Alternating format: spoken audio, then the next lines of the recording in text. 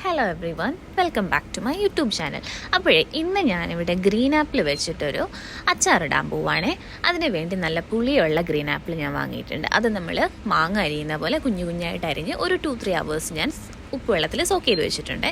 പിന്നെ നല്ലെണ്ണ ചൂടാക്കി അതിൽ കടുകും ഉലുവയും ഇട്ട് പൊട്ടിച്ച് കറിവേപ്പിലയും ഇട്ട് കുറച്ചധികം വെളുത്തുള്ളിയും ഇഞ്ചിയും പച്ചമുളകും കൂടി ചെറുതായിട്ട് അരിഞ്ഞ് നന്നായിട്ട് വഴറ്റിയെടുക്കുക. ഇത് നന്നായിട്ട് വഴന്ന് വരുമ്പോഴത്തേക്കും നമുക്കതിലേക്ക് അച്ചാറിൽ ചേർക്കാനുള്ള മസാലകൾ ഇടാം. ഞാൻ കുഞ്ഞുള്ളിയും കൂടി ഇവിടെ ഇടുന്നുണ്ട്. അപ്പോൾ ഇതിലേക്ക് നമുക്കിനി ഉപ്പിടാം, മഞ്ഞൾപ്പൊടി, മുളക് പൊടി, കാശ്മീരി ചില്ലി പൗഡറാണ് ഞാൻ കൂടുതൽ ഇട്ടിരിക്കുന്നത്. ഒരു 2 ടീസ്പൂണോളം, ഒരു 2-3 ടീസ്പൂണോളം ഞാൻ ഇട്ടിട്ടുണ്ട്. പിന്നെ കായം കുറേ വേണം കേട്ടോ, അച്ചാറിന് നല്ല കായം വേണം എപ്പോഴും.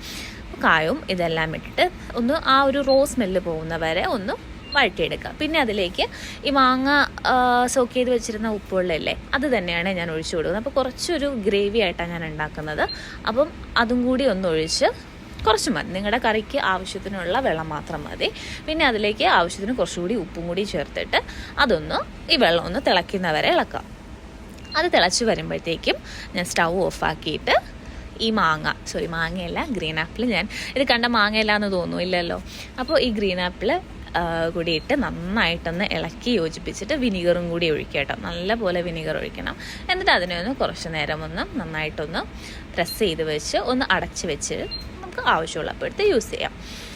അപ്പോൾ നമ്മുടെ ഗ്രീൻ ആപ്പിൾ അച്ചാർ റെഡിയായി. ഇത് കണ്ടു കഴിഞ്ഞാൽ നമ്മൾ കടുമാങ്ങ ഇട്ട പോലെ തന്നെയല്ലേ, സിമിലർ ടേസ്റ്റ് തന്നെയാണ് കേട്ടോ. അപ്പം നല്ല പുളിയുള്ള ഗ്രീൻ ആപ്പിൾ വാങ്ങുകയാണെങ്കിൽ മാങ്ങയുടെ അതേ ടേസ്റ്റ് തന്നെയാണ് കേട്ടോ. ഇഷ്ടപ്പെട്ടെങ്കിൽ ട്രൈ ചെയ്ത് നോക്കൂ.